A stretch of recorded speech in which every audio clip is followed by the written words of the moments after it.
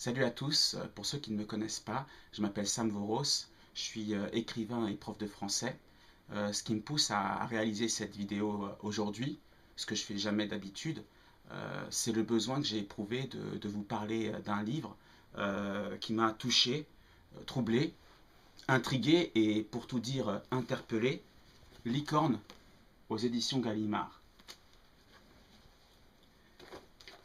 Alors, la raison pour laquelle ce livre a attiré mon regard en librairie, ce n'est pas la prestigieuse couverture blanche de la NRF, mais le nom de l'auteur.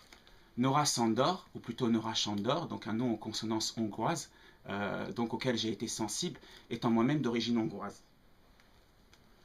Et aussi le titre, un titre, un titre donc très percutant, en un seul mot, conformément à une mode actuelle à laquelle souscrivent pas mal d'auteurs, dont l'écrivain français le plus connu, avec voilà, Lanzarote, Plateforme, Soumission, Sérotonine, donc Licorne. Alors, ce qui m'a frappé en manipulant la couverture de ce livre, c'est le peu d'informations qui nous est délivré sur l'auteur. On nous dit simplement, voilà, Nora Sandor est née en 88 et vit à Paris. Et c'est aussi son âge. Le livre contient des réflexions si profondes, est écrit en un style si travaillé, qu'on peine à croire qu'il s'agisse de l'œuvre d'une personne de 31 ans. Même s'il y a de célèbres contre-exemples, après tout, Moravia, Sagan, Radiguet étaient bien plus jeunes. Et c'est aussi donc, ce qui m'a frappé, le fait qu'il s'agisse apparemment d'un premier roman et que c'était indiqué nulle part, qu'il n'y a non plus aucune bibliographie. J'ai aussi été je suis aussi interrogé sur le silence des médias autour d'un livre tellement exceptionnel, autour d'un livre dont la qualité en fait explose à chaque page, donc qui est sorti depuis plusieurs jours et dont aucun grand média ne parle pour l'instant. Alors, je disais, ce livre a pour première qualité en fait d'entremêler d'une manière très subtile, avec un art consommé, un ancrage réaliste, référentiel très poussé, à la poésie la plus pure.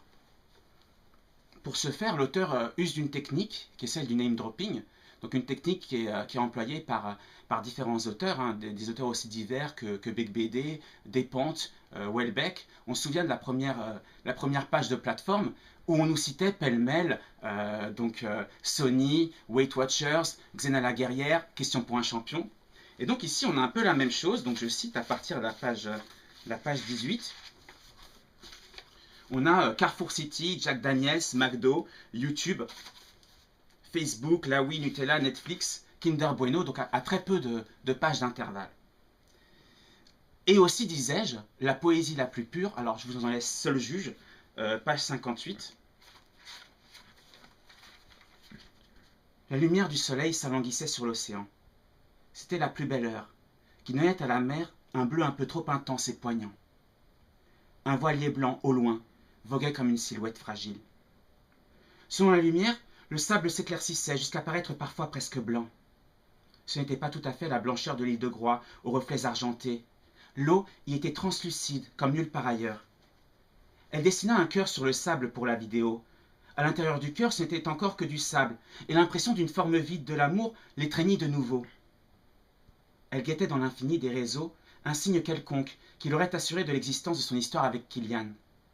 Elle était venue filmer cette heure où la lumière finissait par mourir, avant que le soleil ne se couche, se répandant sur l'eau, entraînait Fuchsia.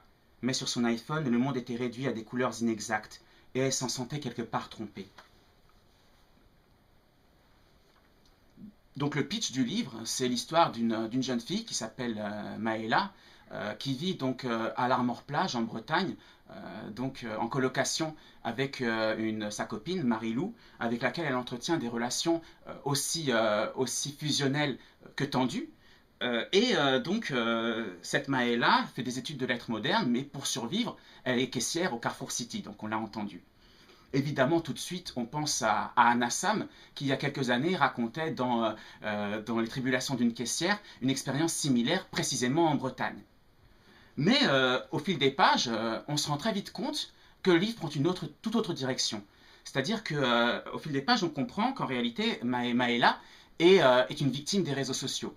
C'est-à-dire qu'à ses yeux, le monde virtuel a bien plus de réalité que le monde réel. Et donc, elle est prisonnière de ces réseaux sociaux. On a donc affaire à un livre qui nous parle de la génération Y et aussi de ce phénomène que Michel Houellebecq appelle la déliaison. C'est-à-dire le fait que les moyens de communication se multipliant, paradoxalement, on assiste au délitement des relations humaines. C'est ce qu'on confirme la dédicace du livre, une dédicace assez abstraite, donc à celles qui ne sont rien. Et donc, un thème houellebéckien, dans un lieu éminemment houellebéckien, puisqu'il s'agit de la fac de lettres, qui était déjà traitée dans les particules élémentaires, et qui est, on le sait, le théâtre de soumission. Alors, bon, ne nous emballons pas, le rapport prof-étudiant est très différent dans ce livre de celui qui existait entre François et Myriam dans Soumission, c'est-à-dire qu'ici, on a en fait un rapport entre femmes, d'un côté Maëla, la victime des réseaux sociaux, et de l'autre, on a donc Laura Charot, l'austère Laura Charot, donc, qui incarne une culture bourgeoise.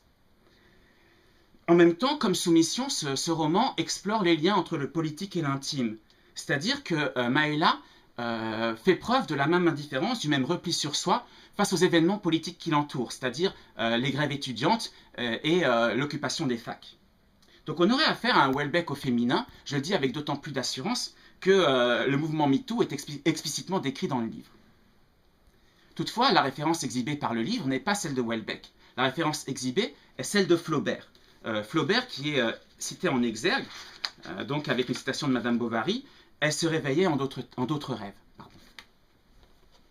Il s'agirait donc d'une réécriture de Madame Bovary, comme l'a brillamment montré Pierre-Anne, auquel je vous renvoie, donc, qui dans son blog littéraire montre qu'effectivement on retrouve des thèmes de Madame Bovary, c'est-à-dire l'appel de la capitale, la spirale du surendettement et évidemment le motif du suicide. Et on a, en effet, du point de vue de l'écriture, quelque chose qui correspond à l'écriture flaubertienne, puisque on trouve ces fameux éternels imparfaits dont parlait Proust à propos de l'ermite de Croisset, donc page 17. Kylian l'avait quitté parce qu'il voulait vivre d'autres expériences après un mois de relation. Il ne voulait pas s'engager, ça lui faisait peur. 3 mois plus tard, après le bac, il était parti vivre à Rennes avec Lisa, sa nouvelle copine. Maëva l'aimait toujours, malgré les injonctions générales sur Instagram à passer à autre chose. Il ne te méritait pas. Tous les soirs, avec une tristesse mécanique, elle regardait le profil Facebook de Lisa. Elle s'attardait sur les mêmes photos. Elle espérait qu'elle finirait par lui délivrer une vérité qui lui avait échappé jusque-là et qui apaiserait un peu son cœur. Ce n'était pas exact. Elle ne cherchait pas le répit, mais la confirmation plutôt de la tranquille perfection de Lisa, de sa blondeur irréprochable, de ses grands yeux clairs, de tout ce qui en elle était ciselé comme une image Instagram à 10 000 likes et qui justifiait la constance de l'amour de Kylian à son égard. Ou encore, page précédente, de toute façon, se disait Maëla, elle était comme l'oubli, un cœur romantique qui n'espérait plus être aimé en retour. Les rayons des fruits et légumes étaient vides. Ils n'avaient pas pu être approvisionnés avec la neige. Il restait un peu de leur odeur artificielle, aseptisée, mais leur absence la dérangeait, comme une entaille légère à l'ordre des choses qui aurait dissimulé un manque plus grave. Alors, évidemment, les lecteurs contemporains vont se dire « Ah, mais on entend du Houellebecq ». Je préciserai à ces lecteurs que ces thèmes-là, c'est-à-dire ceux de l'attente, du vide existentiel, ont déjà été traités par Flaubert bien avant Houellebecq. On aurait donc un livre sur un thème flaubertien, avec un canevas flaubertien, et un style entièrement, purement, exclusivement flaubertien. Pas si sûr. J'en veux pour preuve l'emploi par l'auteur de quelque chose en fait qui n'est pratiqué que par un seul écrivain en France et que j'appelle la pirouette ironique. Alors, je vais vous expliquer. Je vais vous donner 2 exemples en fait tirés d'extensions du domaine de la lutte. Donc l'un au début, l'autre à la fin. En un sens, il était heureux. Il se sentait, à juste titre, acteur de la révolution télématique. Il ressentait réellement chaque montée en puissance du pouvoir informatique, chaque pas en avant vers la mondialisation du réseau, comme une victoire personnelle. Il votait socialiste. Et, curieusement, il adorait Gauguin. Donc vous voyez une sorte de montée lyrique, brutalement interrompue par une chute, c'est-à-dire par une phrase en fin de paragraphe, dont la dissonance ironique provoque un décalage, voilà, une note, comme je le disais, incongrue, etc. Un autre exemple, tiré d'extension du domaine de la lutte, qui définit les codes de l'écriture houellebecquienne. Le paysage est de plus en plus doux, amical, joyeux. J'en ai mal à la peau. Je suis au centre du gouffre. Je ressens ma peau comme une frontière et le monde extérieur comme un écrasement. L'impression de séparation est totale. Je suis désormais prisonnier en moi-même. Elle n'aura pas lieu. La fusion est sublime. Le but de la vie est manqué. Il est 2 heures de l'après-midi. Donc vous voyez, voilà, cette clausule, ce petit twist à la fin, donc qui apporte cette note dissonante. Alors, si on prend licorne, donc on prend par exemple page 85.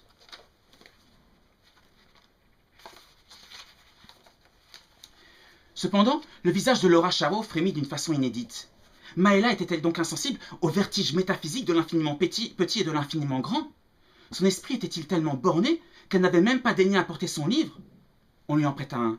Maëla lut en butant sur chaque mot, se méprenant sur la ponctuation. Laura Charo levait les yeux au ciel. Maëla ne comprit rien. De toute façon, se dit-elle en considérant le ciel noir, elle n'aurait jamais eu de vertige métaphysique aussitôt le matin. Je prends la page 109. La marque promettait la perte de poids, la santé, la relaxation. Elle espéra que toutes ces vertus lui adviendraient. Elle écrivait de longs descriptifs sur Instagram pour vanter la façon dont le thé l'avait drainée, changeant la qualité de sa peau, lui évitant les ballonnements. Chaque jour, elle proposait de nouveau les codes de réduction associés à son nom, en les entourant d'émoticônes de licorne. Elle ne se déplaçait plus dans son thermos de bambou, qu'elle photographiait sur la plage, en cours, dans le bus. Elle but tellement de thé qu'elle crut en perdre le sommeil. Mais il ne se passa rien. Et puis, page 126, alors ça c'est la meilleure. Il l'embrassa alors. Le goût de sa langue fut entièrement dans sa bouche, saturant son corps. À la fin de Vanessa, Balou s'éclipsa. C'est une apparition spéciale, se dit Maëla. Elle l'avait rencontré enfin. Dans les yeux de Bodymax, elle voyait que leur amour était vrai. Aussi accueillit-elle sereinement sa déclaration, lorsque, lui prenant la main, il lui dit « J'aimerais faire une vidéo YouTube avec toi. » Donc cette technique finalement de cette montée et de cette phrase finale, cette chute, ce twist comme je disais, donc est spécifiquement Houellebecqienne, et on a donc une confirmation de cette poétique Houellebecqienne à travers un usage spécifiquement Houellebecquen des italiques, donc des italiques ironiques, dès les premières pages, donc page 11, elle savait que cela n'était pas possible, mais cela ne l'empêchait pas tout à fait de croire que ça s'était passé. Page 13, ce n'était pas qu'il était misogyne en soi. Page 14, c'était un peu inventé, il en convenait lui-même. Mais une chose était sûre, sur l'amour et les réseaux, il était sincère. On a aussi quelque chose qu'on observe chez Houellebecq, qui est le grossissement burlesque à partir d'un fait d'actualité. Alors, ça concerne donc le personnage de Mowgli, donc qui est le rappeur adulé de Maëla. Mowgli qui est toujours accompagné bizarrement de son ours domestique, donc évidemment qui s'appelle Balou. Alors, je vous lis la page, hein, vous allez forcément comprendre, je n'aurai même pas besoin d'expliquer. Un clash célèbre l'avait opposé à Vautour Fauve. En effet, dans sa chanson « Ici c'est Clichy », Vautour Fauve déclarait « Je suis le roi lion, tu n'es que Balou ». Le jour même où le titre était sorti sur YouTube, on avait découvert Mowgli dans une rage inouïe sur Snapchat. Il n'avait pas encore fermé son compte. « Que l'on me clash, je l'accepte volontiers, disait-il. C'est la règle dans le rap game. Mais que l'on s'en prenne à Balou !» Vautour Fauve avait commencé par expliquer que la punchline ne faisait pas référence à Balou personnellement, mais Mowgli ne voulait rien entendre. « Il a clashé Balou !» répétait-il sur tous les plateaux de radio qui voulaient bien l'entendre. Ce clash ne peut pas rester impuni. Vautour Fauve va perdre la face à tout jamais. Même sur Snap, il n'osera plus se montrer. Pendant quelques jours, la polémique s'était emballée sur les réseaux. Vautour Fauve était entré dans le clash sur Twitter puisque Mowgli n'en démordait pas. « C'est un vrai clash de rappeurs, avait-il expliqué. Je suis prêt à régler ça. La guerre est déclarée. » Il n'en fallut pas davantage à Mowgli, qui donna rendez-vous à Vautour Fauve sur Snapchat. « Je t'attends à la chicha, rue Jean de la Fontaine. Tu vois de quoi je parle, j'appellerai le SAMU pour t'amener à l'hôpital. » Bon, on a évidemment reconnu le conflit entre Caris et Booba. Et donc, ce qui est drôle, c'est que ce grossissement burlesque, en fait, culmine dans un pays qui est celui, dans un pays et dans une ville, qui sont ceux qui considèrent Michel Houellebecq comme un demi-dieu. Page 105. Balou était un ours international. À Berlin, où il était adulé par la communauté bear, il avait reçu le titre d'ours d'honneur. Alors, ce qui est drôle aussi, qu'on retrouve cette référence en fait aux penseurs préférés de Houellebecq. Alors, les Houellebecqiens le savent, il a deux philosophes préférés, Arthur Schopenhauer et Blaise Pascal, dont il ne cesse de vanter les pensées.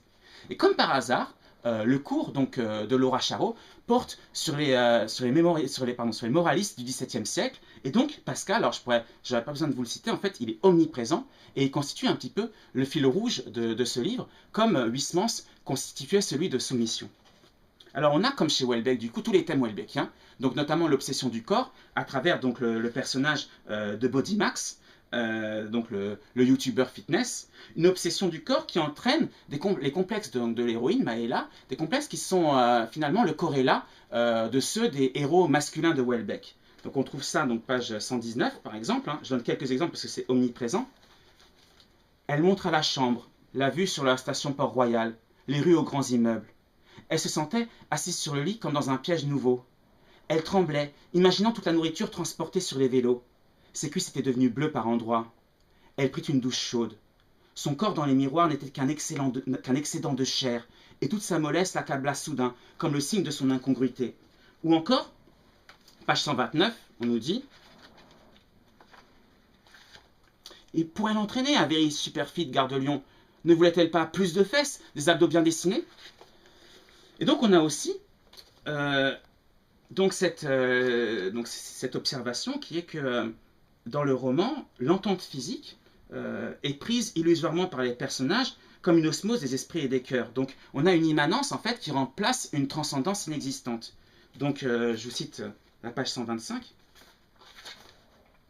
Les pupilles de Body Max étaient un peu dilatées. Son t-shirt était couvert d'auréoles de sueur, moulant sa chair. Il était comme en plastique, se dit Maëla. Elle n'était pas habituée aux muscles volumineux. Ses propres mains étaient moites. Il la comprenait tout à fait, se dit-elle. Jamais elle n'avait été écoutée aussi attentivement, avec une empathie aussi évidente, comme s'ils étaient l'un et l'autre une seule et même personne vouée à la complétude. C'était une sensation chaude. Vous voyez aussi, là encore, la même technique Houellebecqienne, donc justement de cette pirouette ironique, de ce twist. Et du coup, on a, comme chez Houellebecq, en fait, le fantasme d'une post-humanité asexuelle, à travers le personnage de l'ours Balou, qui bizarrement, donc page 193, est asexuel. On nous dit, voilà, Balou était un ours tout à fait asexuel.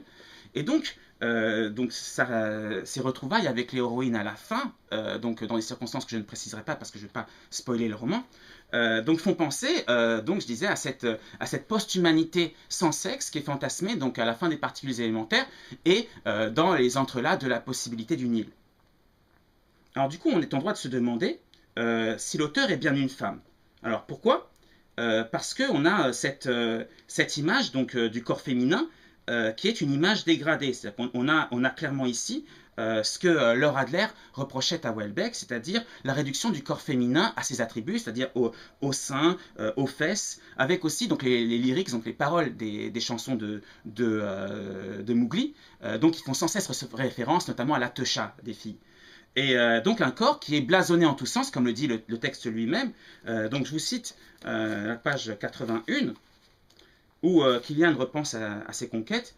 Il y avait Sabrina, qui lui envoyait des snaps langoureux, en lui montrant sa poitrine refaite. Et puis Hélène, dont les seins énormes avaient pesé une nuit sur son torse comme une excroissance gratuite de chair.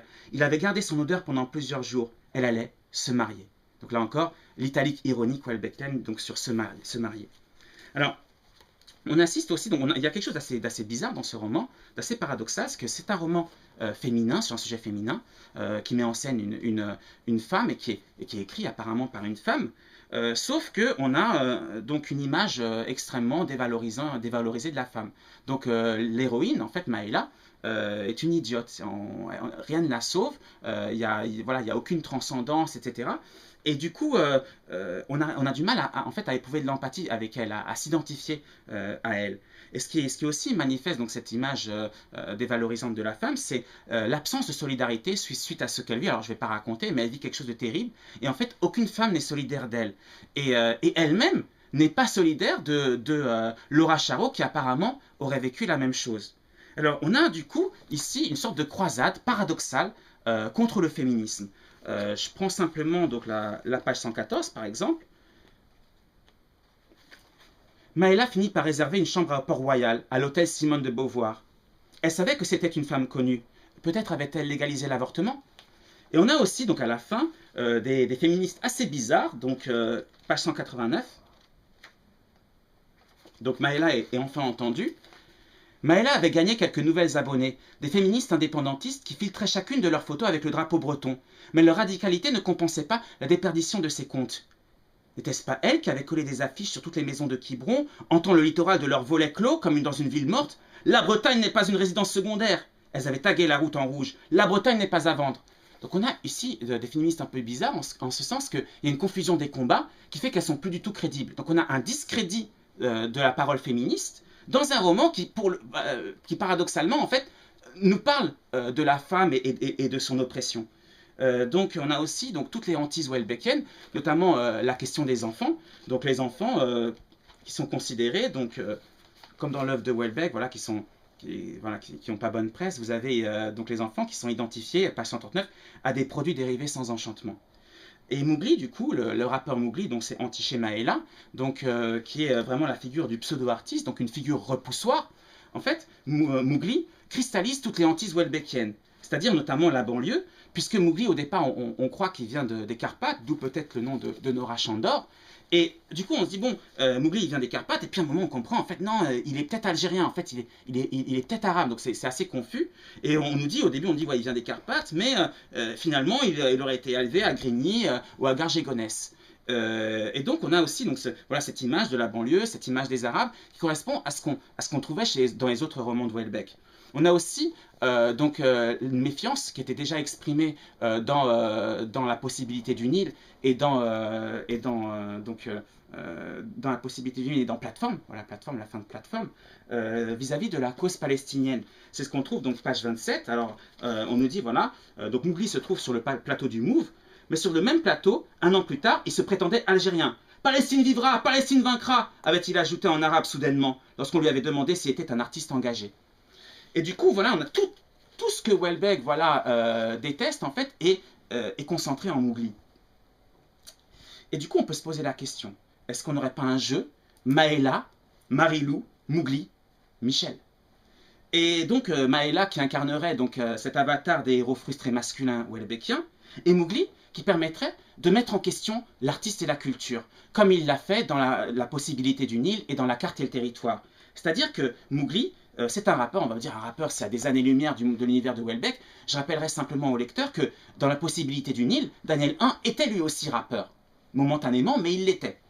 Et Mowgli, bizarrement, l'émission dans laquelle on le voit, c'est le Move, mais dans le journal qui l'interviewe, qui le met en scène, c'est celui en fait qui a fait la célébrité de Houellebecq, vous vous rappelez, avec cette fameuse pose et cette façon très particulière de tenir sa cigarette. Donc il s'agit des Inrocks. Comme par hasard, donc Mowgli est interviewé par les Inrocks, il a les honneurs des Inrocks, et du coup ça permet aussi de poser la question de l'engagement de l'artiste, puisque Mowgli est quelqu'un qui s'engage et qui se surengage d'une manière inattendue et opportuniste.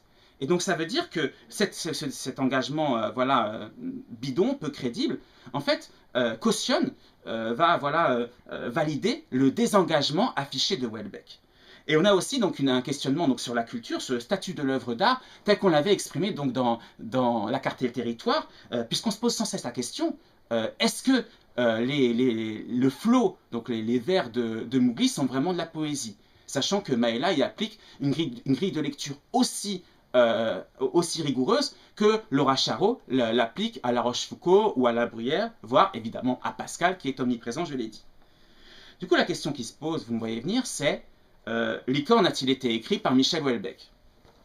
Je vais vous répondre très honnêtement, je n'en sais rien. Je n'en sais rien parce que je pense que les deux hypothèses sont pertinentes. Soit il s'agit de Michel Houellebecq, tout simplement, soit il s'agit d'un écrivain qui a lu tout Michel Houellebecq et qui a condensé son style, ses thèmes, ses obsessions, ses hantises dans un même livre, au point de produire un livre de Michel Houellebecq que Michel Houellebecq n'aurait pas signé. Donc il aurait fait un peu comme Proust dans ses pastiches et mélanges, c'est-à-dire la capacité à reproduire le style de n'importe quel écrivain. Auquel cas, c'est vraiment génial. Alors, du coup, j'ai l'impression qu'on est un peu comme Derville en face du colonel Chabert. Soit on a bel et bien affaire à Michel Houellebecq, soit on a affaire à un faussaire de génie. Je ne tranche pas. Alors, pourquoi Michel Houellebecq éprouverait-il le besoin de se dissimuler sous le nom de Nora Chandor, donc d'une femme, alors qu'il a déjà le Goncourt et qu'il a déjà les honneurs, etc. je répondrais que ça correspond à l'attitude médiatique récente de Michel Houellebecq. Comme l'a expliqué son agent, Houellebecq cherche aujourd'hui une sorte de pureté, une sorte à délivrer ses textes dans une sorte de forme d'authenticité, une forme voilà, comme je disais, de pureté, que ne permet pas le battage médiatique dont il fait l'objet à chaque sortie de ses livres. C'est pourquoi il n'a pas assuré la promotion de sérotonine. Et donc, on aurait une étape supérieure qui, évidemment, ferait penser à Romain Gary et Émile Ajar. Romain Gary, qui est une référence essentielle de Houellebecq, même s'il l'avoue peu. Je vous invite à relire ce merveilleux roman qui est Au-delà de cette limite, votre ticket n'est plus valable, qui contient déjà tous les thèmes houellebecqiens, donc la solitude humaine, les grandes villes, Mossad, et puis évidemment la misère sexuelle que Houellebecq n'a pas inventée. Et Romain Gary, ce qu'il a fait, c'est qu'en inventant Émile Ajar, ça lui a permis de retisser, de réagencer ses thèmes dans Gros Câlin, et donc de trouver une deuxième naissance, une fois qu'il avait tout eu, puisque lui aussi avait obtenu le Goncourt. Donc j'exclus pas que si s'avérait que Nora Chandor était Michel Houellebecq, il ait peut-être envie de réaliser le doublé de Romain Gary, donc d'avoir une nouvelle fois le Goncourt. Alors, évidemment, bon, on est dans la fiction, hein, mais voilà, la question que je me pose, c'est à propos de ce bandeau donc, de Gallimard, qui même me suivent. Alors, évidemment, c'est Maëla qui veut être aimée, donc qui cherche des followers. C'est aussi Nora Chandor qui veut peut-être être aimée et qu'on la suive. Mais c'est peut-être aussi Michel Houellebecq qui veut être aimé par nous, qui sème des indices qui prouvent sa paternité de l'œuvre, et qui dirait, voilà, qui même me suivent, même si mon nom n'apparaît pas sur la couverture. Alors, donc voilà, alors vous me direz, voilà, si ça se trouve, dans quelques jours, on va voir apparaître Nora Chandor. Et vous direz, Sam Boros, vous êtes vraiment trop débile, en fait, elle est là, physiquement. Je vous répondrai qu'en son temps, Romain Gary et Émile Ajar a été représenté physiquement et médiatiquement par Paul Pavlovitch. Donc à mes yeux, ça ne prouve rien. Alors, du coup, là, pour résumer, hein, on a soit affaire à un grand auteur, soit affaire à un grand imitateur. En conclusion, si vous aimez Houellebecq, que Michel Houellebecq soit l'auteur ou non de Licorne, ben, lisez-le, car de toute façon, il s'agit bel et bien d'un roman de Houellebecq. Alors, avant de terminer, je voudrais juste remercier toutes celles et ceux qui ont lu mon roman La lumière et la nuit, ça m'a vraiment fait plaisir, et peut-être à une prochaine fois pour une nouvelle chronique. Ciao!